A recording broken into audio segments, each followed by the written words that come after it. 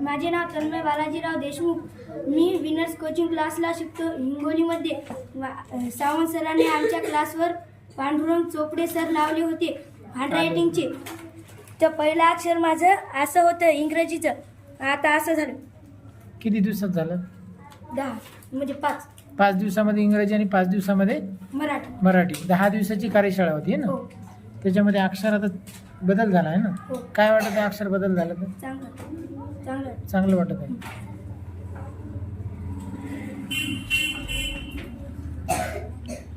हे अक्षर चांगलं झालं सर्वांचं? अक्षर चांगलं झालं तर आता काय वाटत आहे तुम्हाला? छान. म्हणजे आता लिहा वाटत आहे छानपैकी? म्हणजे पहिले लिहिण्याचा काय होत होतं? कंटाळा येत होता. आता मन लावून म्हणजे मन बंद करून लिहित आहे ना. बरोबर आहे. बरं ठीक आहे. माझे नाव राजरत्न गजानन मोरे. मी हिंगोली इथे शिकतो. इथं कोण्या क्लासेस?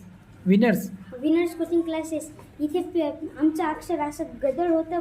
मग एका दिवशी पी चोपडे सर असे आले. गदळ होतं म्हणजे हे तुझं पहिलेच आहे ना. बर. आता किती हे झालं आहे ना. किती दिवसात झालं? 5 दिवसात. 5 दिवसात म्हणजे इंग्रजी 5 दिवसात आणि मराठी 5 दिवसात. 10 दिवसात अक्षर चांगलं झालं. तू आता दिवाळीच्या सुट्ट्यामध्ये घरी गेला होता तर मम्मी पप्पाला दाखवलं का? काय म्हणत? आई पप्पा म्हणले आता चांगलं अक्षर राहिले. मांग तू घरी होता तेव्हा ते चांगलं नव्हतं तू. बरं. तू कोणत्या गावचा आहे प्रॉपर? वाघजाळी म्हणजे शेनगाव तालुका आहे ना.